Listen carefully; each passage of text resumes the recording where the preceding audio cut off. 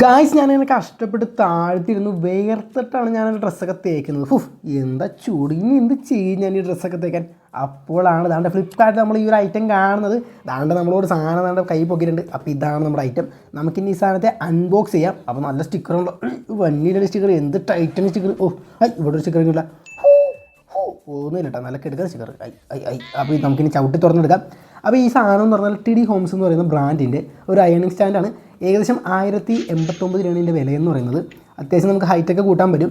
80 to 90 centimetre വരെ നമുക്ക് ഇതിൻ്റെ ഹൈറ്റും കാര്യങ്ങളൊക്കെ കൂട്ടാൻ പറ്റുന്നതാണ്. 110 സെൻറ്റിമീറ്ററാണ് ഇതിൻ്റെ നീളം എന്ന് പറയുന്നത്. ഇവിടെ നമുക്ക് അയൺ ബോക്സൊക്കെ കാട്ടോ തേച്ചുണ്ട്.